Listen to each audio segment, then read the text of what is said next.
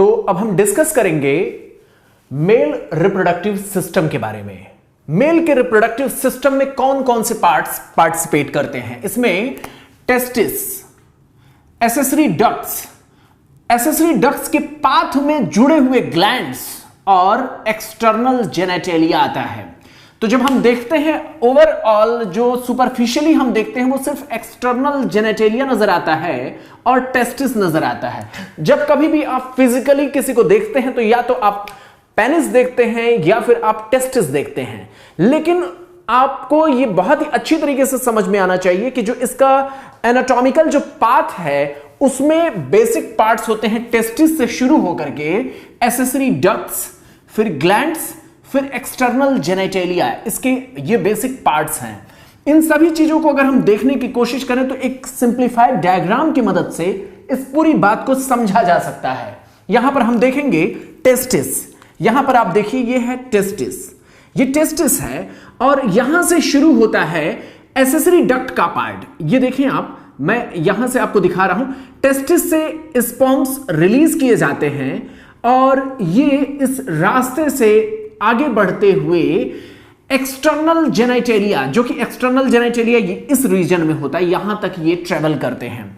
तो हमने आपको क्या बताया, यहां पर है टेस्टिस, फिर एसेसरी डक्ट्स हैं और यहीं पर कुछ ग्लैंड्स पाए जाते हैं जिसके सिक्रीशन सेमाइनल फ्लूइड बनाते हैं और ये आगे की ओर ट्रेवल करते हुए एक्सटर्नल जेनेटेलिया तक आगे बढ़ते हैं। इन सारी चीजों को अगर हम वन बाय वन डिस्कस करें तो आप कुछ ऐसे समझें, एक टेस्टिस होता है, टेस्टिस के साथ उसके अपने अगर मैं इसको यहां पर अपने हाथ को मैं टेस्टिस बता रहा हूं तो टेस्टिस से स्पर्म्स बन करके निकले, स्पर्मेटोजोआ बन करके निकला, वो एक डक्ट के रास्ते से आगे बढ़ता है और यहीं पर उससे मिलते हैं कुछ और एसेसरी ग्लैंड्स के सिक्रीशन। मेजर यहां पर है टेस्टिस, जहां से स्पर्म बन करके निकला, ये है डक्ट्स, इसे हम एसेसरी डक्ट्स कह रहे हैं और यहीं बीच रास्ते में कुछ और सिक्रीशन इसके साथ जुड़ जाते हैं जिसे हम एसेसरी ग्लैंड्स कहते हैं। ये एसेसरी ग्लैंड्स का सिक्रीशन यहां पर जाकर के ज्वाइन करता है और फर्दर ये और आगे जाता है, एक्सटर्नल जेनेटेलिया में जाकर के मिल जाता है। बहुत सिंपल सा कॉन्सेप्ट है, अपने दिमाग में रखिए। टेस्टिस, एसेसरी डक्ट्स, उसी रास्ते में एसेसरी ग्लैंड्स और फिर एक्सटर्नल जेनेटेलिया। बात करते हैं हम टेस्टिस पर फोकस करके। टेस्टिस, इसकी शुरुआत कहां से होती है? टेस्टिस की जब हम बात करते हैं तो टेस्टिस एक्सटर्नल एब्डोमिनल ऑर्गन है। हमारे एब्डोमेन से बाहर लटकता हुआ मेल्स के भीतर दो टेस्टिस होते हैं। वो क्यों होते हैं? स्पर्मेटोजोआ की प्रॉपर फॉर्मेशन के लिए, उनके प्रॉपर डेवलपमेंट के लिए हमारे बॉडी का जो कोर टेम्परेचर होता है वो सुटेबल नहीं होता है। हमारे बॉडी के टेम्परेचर से 2 या 3 डिग्री कम टेम्परेचर की जरूरत होती है, एक लोअर टेम्परेचर रेंज की जरूरत होती है, तभी जाकर के यहां पर स्पर्म्स का फॉर्मेशन पॉसिबल होता है। इस चीज को अगर हम एनसीईआरटी में देखें तो एनसीईआरटी ने इस चीज को मेंशन किया है। यहां पर आप फोकस करेंगे तो आप समझ सकते हैं, एनसीईआरटी ने प्रॉपरली इसको दिखाया है कि 2 to 2.5 degree Celsius lower temperature चाहिए। यह पॉइंट एनसीईआरटी ने सीधे तरीके से मेंशन किया कि हमारे जो बॉडी का कोर टेम्परेचर है उससे 2 to 2.5 degree Celsius lower temperature होना चाहिए स्पर्म्स की प्रॉपर फॉर्मेशन के लिए। इसीलिए टेस्टिस को एब्डोमेन से बाहर रखा गया है। अब यहां पर स्पर्मेटोजोआ डेवलप करते हैं और ये एक डक्ट के रास्ते एब्डोमिनल कैविटी में ऊपर की ओर चढ़ते हैं। एक मेल के बॉडी में ये टेस्टिस बाहर होता है और उसके बाद ये वास डिफरेंस के द्वारा ऊपर की ओर चढ़ता है। यहां पर अगर हम सिर्फ देख रहे हैं तो हमें लगता है यहां पर सिर्फ टेस्टिस है और केवल वास डिफरेंस है, लेकिन ऐसा नहीं है। टेस्टिस और इस वास डिफरेंस के बीच में भी बहुत सारे एसेसरी डक्ट्स होते हैं। इस हिस्से में कुछ ऐसे एसेसरी डक्ट्स हैं जिसको इस इमेज में नहीं दिखाया गया है। उसको देखने के लिए अब हम यहां पर चलेंगे। हम यहां पर देखें तो हम इस पूरे टेस्टिस के माइक्रोस्कोपिक स्ट्रक्चर्स को यहां पर देख पाएंगे।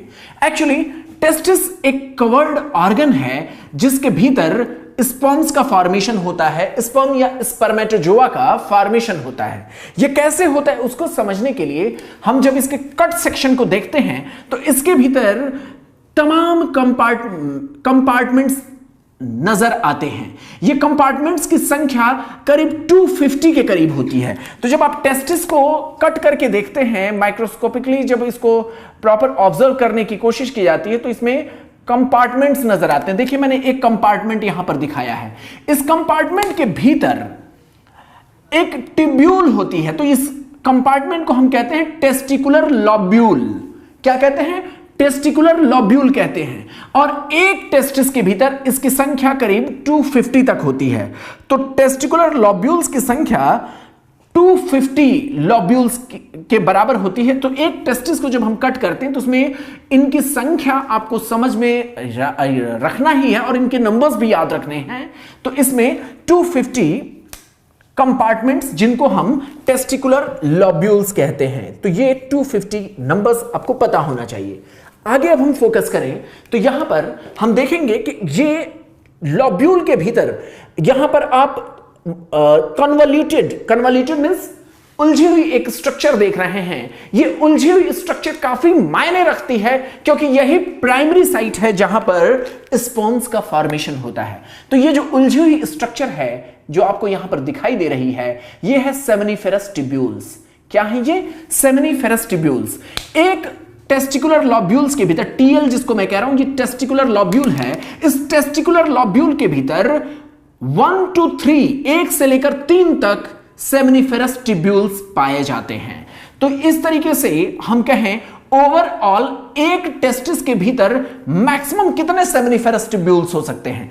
आप देख रहे हैं टेस्टिकुलर लॉब्यूल्स की मैक्सिमम नंबर 250 है और हर टेस्टिकुलर लॉब्यूल के भीतर मैक्सिमम सेमिनिफेरस ट्यूब्यूल्स 3 हो सकते हैं। तो इन नंबर्स को अगर हम मल्टीप्लाई करें तो टोटल सेमिनिफेरस ट्यूब्यूल्स के नंबर 750 हो सकते हैं। यह सवाल आपसे पूछा जा सकता है, इसलिए इस बात को मैंने आपको बताया।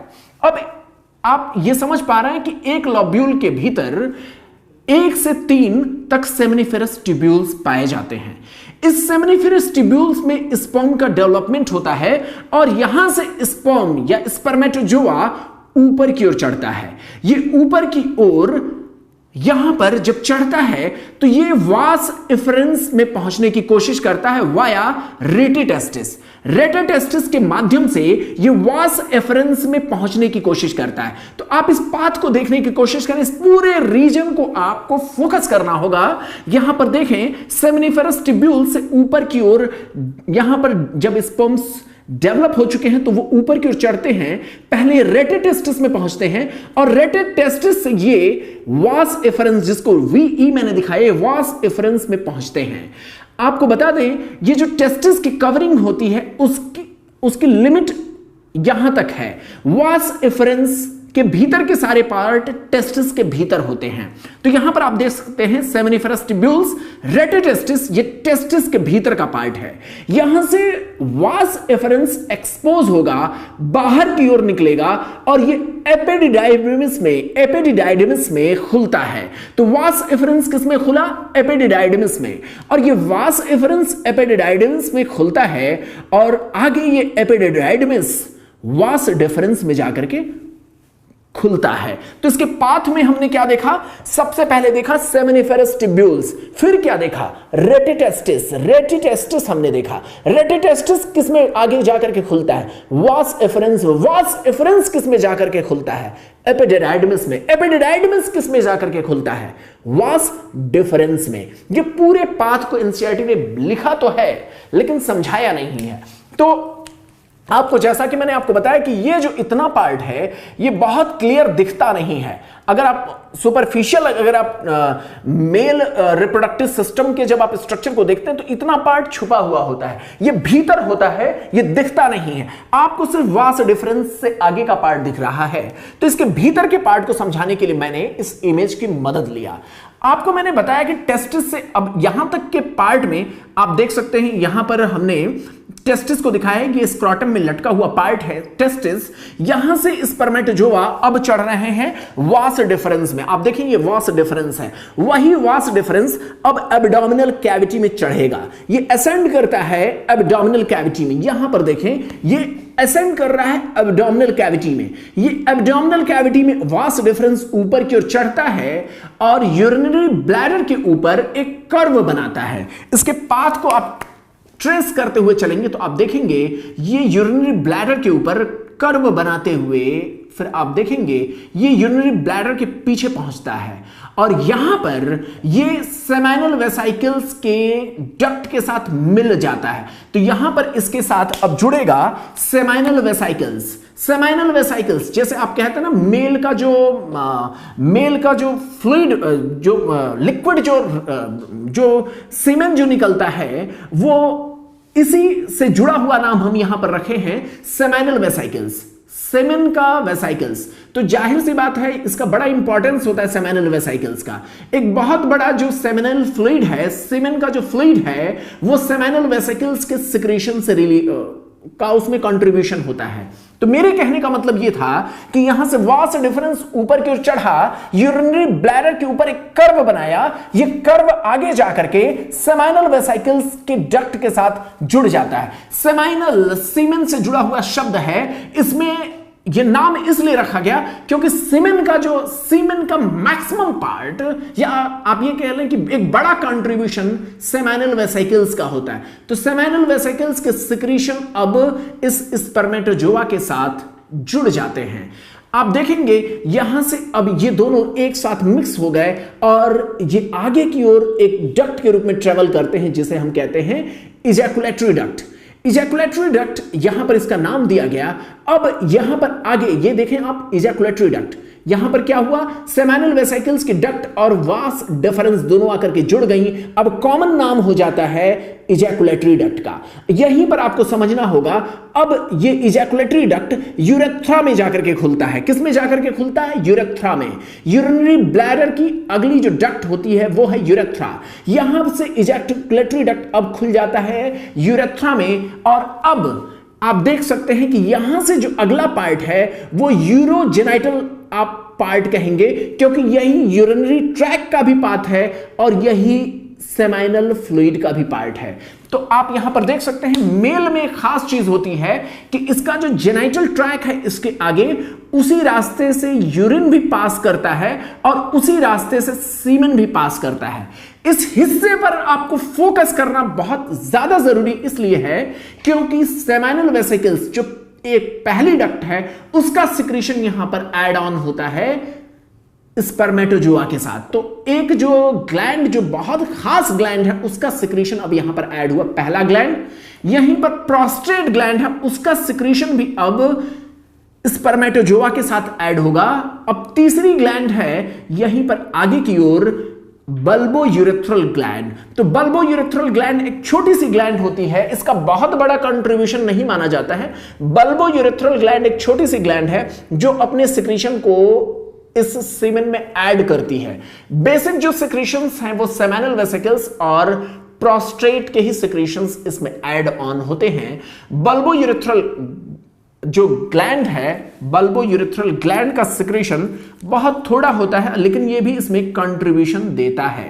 अब तीन ग्लैंड्स हैं, तीन एसेसरी ग्लैंड्स हैं। एक हो गया सेमाइनल वेसिकल्स, एक है प्रोस्टेट का सिक्रीशन और तीसरा है बल्बो यूरेथ्रल ग्लैंड। इन तीनों के सिक्रीशन यहां पर स्पर्मेटोजोआ के साथ जुड़ते हैं और इसमें खास बात यह है कि इन सिक्रीशंस में कैल्शियम होता है, कुछ एंजाइम्स होते हैं, फ्रक्टोज होता है, जो ऐसे सिक्रीशंस हैं जो स्पर्म को लाइव रखने के लिए, जिंदा रखने के लिए बहुत जरूरी होते हैं। एक्चुअली स्पर्म को एनर्जी मिलने के लिए फ्रक्टोज की जरूरत होती है।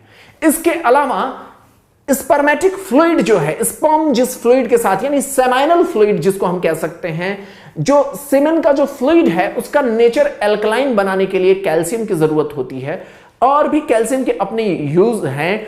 एंजाइमेटिक एक्टिविटीज भी इसमें देखी गई हैं। इसमें फ्रक्टोज होता है। तो इस जो फ्लूइड है इसका अपना एक एल्कलाइन नेचर इसलिए नेचर मींस इसका अपना एक एल्कलाइन नेचर होता है, जो इसलिए रखा गया एल्कलाइन नेचर क्योंकि इस सीमेन के साथ चल रहे स्पर्म को आगे फीमेल के जेनाइटल पार्ट में एंटर करना है। आप इस बात को समझिए, सेमेनल फ्लूइड को एल्कलाइन होना जरूरी है। क्यों जरूरी है, इस बात को समझें। आप जानते हैं कि ये जो सेमेनल फ्लूइड है ये फीमेल के जेनाइटल ट्रैक में एंटर किया जाएगा, और आप समझ लें फीमेल के जेनाइटल ट्रैक के भीतर बहुत से एसिडिक एनवायरनमेंट क्रिएट करने वाले बैक्टीरिया पाए जाते हैं। तो फीमेल के जो जेनाइटल पाथ है या जो फीमेल का जेनाइटेलिया है उसका एनवायरनमेंट है एसिडिक। जब ये स्पर्म ऐसे डायरेक्ट पहुंच जाएगा तो वो मर सकता है। तो इसलिए जरूरी है कि यहां के एसिडिक एनवायरनमेंट, फीमेल के जेनाइटेलिया के एसिडिक एनवायरनमेंट को न्यूट्रल करने के लिए स्पर्म के साथ यानी सेमेनल फ्लूइड के साथ एल्कलाइन नेचर का होना जरूरी है। सेमेनल फ्लूइड का एल्कलाइन नेचर यहां के एसिडिक एनवायरनमेंट को न्यूट्रल कर देता है, और इस तरीके से न्यूट्रल हो पाने की वजह से ही फीमेल के जेनाइटल ट्रैक में स्पर्म सरवाइव कर सकता है। तो यही वजह है कि स्पर्मेटिक फ्लूइड में ये जो एसेसरी ग्लैंड्स हैं जो इस डक्ट के रास्ते में ऐड हो रहे हैं, ये अपने सिक्रीशंस को देते हैं। इसमें फ्रक्टोज है, कैल्शियम है, कुछ एंजाइम्स हैं जो कि स्पर्म को लाइव रखने के लिए, हेल्दी रखने के लिए, एनर्जेटिक बनाए रखने के लिए जरूरी होते हैं। अब यहां से बल्बोयूरेथ्रल ग्लैंड की बात करें तो आपको समझ में आना चाहिए, एनसीईआरटी ये सवाल पूछ सकता है। एक्चुअली क्या है कि प्रोस्टेट एक होता है, बाकी ये जो दोनों हैं सेमेनल वेसाइकल्स और बल्बोयूरेथ्रल ग्लैंड्स, इनकी नंबर पेयरिंग में होती है, इनकी संख्या 2 होती है। इस बात को समझना होगा। प्रोस्टेट केवल एक होता है, बाकी जो दोनों एसेसरी ग्लैंड्स हैं सेमेनल वेसाइकल्स और बल्बोयूरेथ्रल ग्लैंड्स, इनके नंबर्स पेयर में होते हैं, ये 2-2 की संख्या में होते हैं। ये आप इमेज में बहुत ज्यादा एनसीईआरटी में क्लियर नहीं हो पा रहा, लेकिन एनसीईआरटी ने इस बात को मेंशन किया है, तो संभावना है कि इस पर बेस्ड आपसे सवाल पूछे जा सकते हैं। अब यहां से ये बल्बोयूरेथ्रल ग्लैंड के आगे के पार्ट्स में जब हम देख रहे हैं तो इजैकुलेटरी डक्ट के बाद ये यूरेथ्रा में जाकर के खुल गया। अब ये यूरेथ्रा से आगे की ओर ट्रेवल करता है और ये बाहर की ओर एक्सटर्नल जेनाइटेलिया में जाकर के ये यूरेथ्रा खुलता है। यहां पर आप देख सकते हैं ये पार्ट है ग्लांस पेनिस का, और ये स्किन की एक कवरिंग से ढका होता है जिसे हम कहते हैं फोर स्किन। आपको पता होगा बहुत सारे रिलीजियस ऐसी विश्वास है, कुछ ऐसे कम्युनिटीज हैं, मुस्लिम कम्युनिटी और ज्यूज में देखा गया है कि इस फोरस्किन को हटा देने की परंपरा रही है। एक ट्रेंड रहा है कि इस फोरस्किन को हटा देने की ट्रेंड रही है। वो आज की डेट में पता चलता है कि जो ये कम्युनिटी है ज्यूज की या मुस्लिम कम्युनिटी जो है, उसमें सर्कमसीजन की ये जो प्रोसेस है इसका बहुत बड़ा इंपॉर्टेंस अब नजर आता है।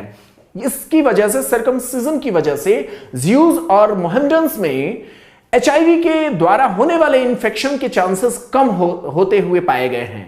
सर्कमसीजन का सबसे बड़ा इंपॉर्टेंस और भी देखा गया है। तमाम जो जेनाइटल जो प्रॉब्लम्स होती हैं वो मोहम्मडन्स और ज्यूज में कम देखी गई हैं। उसके पीछे सर्कमसीजन का कारण देखा गया है। ऐसा माना गया है कि सर्कमसीजन के दौरान ये फोर स्किन हटा देने की वजह से ज्यूज और मोहम्मडन्स में एचआईवी के इन्फेक्शन कम होते हैं, और भी जो सेक्सुअली ट्रांसमिटेड जो प्रॉब्लम्स हैं वो उनके रिस्क ऐसे कम्युनिटी के लोगों में कम पाए जाते हैं। ये हो गया हमारा इंफॉर्मेशन इस पूरे मेल रिप्रोडक्टिव सिस्टम का। इसको एक बार फिर से हम यहीं पर टेस्टिस के करीब चलें और चलते हैं हम एक बार फिर से सेमेनल वेसाइकल्स सेमिनिफेरस ट्यूब्यूल्स के इर्द गिर्द। आप देखेंगे, मैंने एक बार फिर से आपको यहां पर क्लियर करने की कोशिश कर रहा हूं, मैं यहां पर ये टेस्टिस के भीतर क्या होते हैं, लॉब्यूल्स होते हैं, टेस्टिकुलर लॉब्यूल्स। इसके भीतर होता क्या है, सेमिनिफेरस ट्यूब्यूल होते हैं। इस सेमिनिफेरस ट्यूब्यूल्स की संख्या कितनी होती है, 1 से लेकर 3 तक होती है। इस सेमिनिफेरस ट्यूब्यूल को अगर हम कट करें तो यहां पर हम देखते हैं कि ये सेमिनिफेरस ट्यूब्यूल्स का जो एनवायरनमेंट होता है, ये एक सेमिनिफेरस ट्यूब्यूल है, ये दूसरा सेमिनिफेरस ट्यूब्यूल्स है। आप देखें ये सेमिनिफेरस ट्यूब्यूल्स हैं। इस सेमिनिफेरस ट्यूब्यूल्स में एक सिंप्लीफाइड में डायग्राम बना रहा हूं। आगे चल करके हम देखेंगे कि इसी सेमिनिफेरस ट्यूब्यूल्स के भीतर, ये ट्यूब्यूल जो है इसी के भीतर स्पर्मेटोजोआ का डेवलपमेंट होता है। वो कैसे होता है उसको आगे हम डिस्कस करेंगे, और इस हिस्से को काफी मैं आपको इनलाज करके आगे बताऊंगा, लेकिन अभी सिर्फ और सिर्फ आपको इतना समझना है कि इन्हीं सेमिनिफेरस ट्यूब्यूल्स के भीतर स्पर्मेटोजोआ का डेवलपमेंट होता है। तो यहां पर आप देखें, यहां पर आप दो तरीके के सेल्स देखते हैं। यहां पर मेल जर्म सेल्स आप देख रहे हैं, यानी जो स्पर्मेटोजोआ बनाएंगे। यहां पर दो तरीके के सेल्स होते हैं। ये जो ब्लैक ब्लैक आप सेल्स देख रहे हैं, ये है मेल जर्म सेल्स आप देख रहे हैं। इसके अलावा कुछ इनलार्ज्ड सेल्स होते हैं जिनको हम सर्टोलाई सेल्स कहते हैं। तो ये जो छोटे छोटे सेल्स हैं, ये मेल जर्म सेल्स हैं, यही आगे की ओर डेवलप करके स्पर्मेटोजोआ बनाएंगे, और यहां पर न्यूट्रिशन देने के लिए सर्टोलाई सेल्स होते हैं। सर्टोलाइज सेल्स, ये इंपॉर्टेंट है। सर्टोलाइज सेल्स के बारे में पूछा जाता है, इनका इंपॉर्टेंस क्या है? ये न्यूट्रिशन प्रोवाइड करते हैं। ऐसे ही हम देखते हैं कि दो सेमिनिफेरस ट्यूब्यूल्स के बीच में जो इन्वायरमेंट है उसमें कुछ सेल्स का ग्रुप पाया जाता है, जिनको हम कहते हैं इंटरस्टिशियल सेल्स कहते हैं, या फिर हम इन्हें लिडिक सेल्स कहते हैं। लिडिक सेल्स या इंटरस्टिशियल सेल्स कहते हैं। तो यहां पर सेमिनिफेरस ट्यूब्यूल्स के बीच में इंटरस्टिशियल सेल्स पाए जाते हैं।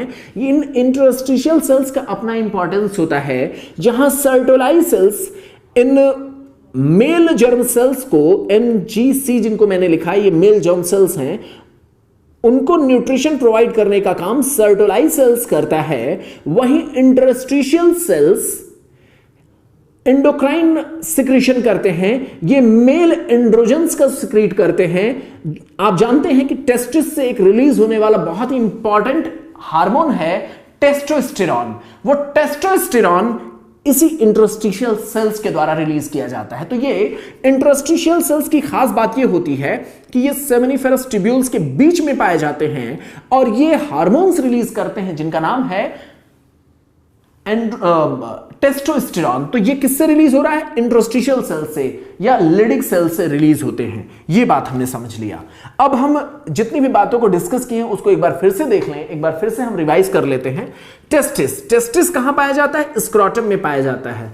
टेस्टिस की लेंथ कितनी होती है? 4 to 5 सेंटीमीटर, और विड्थ कितनी होती है? 2 to 3 सेंटीमीटर। ये एनसीईआरटी के ही डेटा को मैं यहां पर फॉलो कर रहा हूं। इसके अलावा हमने देखा कि टेस्टिस का जब हम कट सेक्शन देखते हैं तो उसमें 250 कंपार्टमेंट्स होते हैं, जिनको हम कहते हैं टेस्टिकुलर लॉब्यूल्स। टेस्टिकुलर लॉब्यूल्स, टेस्टिकुलर लॉब्यूल्स के भीतर सेमिनिफेरस ट्यूब्यूल्स पाए जाते हैं। इनकी नंबर कितनी होती है? 1 to 3 होती है। अब इस सेमिनिफेरस ट्यूब्यूल्स के भीतर, इस सेमिनिफेरस ट्यूब्यूल्स के भीतर कौन से दो इंपॉर्टेंट सेल्स हैं? इस सेमिनिफेरस ट्यूब्यूल्स के भीतर दो इंपॉर्टेंट सेल्स हैं, मेल जर्म सेल्स, जो आगे चल करके मियोसिस के बाद स्पर्मेटोजोआ या स्पर्म को फॉर्म करेंगे, और इनको न्यूट्रिशन प्रोवाइड करने वाली सर्टोलाई सेल्स होती हैं। तो सेमिनिफेरस ट्यूब्यूल्स में मेल जर्म सेल्स का डेवलपमेंट होता है, और सर्टोलाई सेल्स भी पाई जाती हैं जो इनको न्यूट्रिशन प्रोवाइड करती हैं। इस बात को हमने डिस्कस किया। अब यहां पर बात करें एसेसरी डक्ट्स की, क्योंकि हमने देखा कि सेमिनिफेरस ट्यूब्यूल्स आगे चल करके कहां खुलेगा।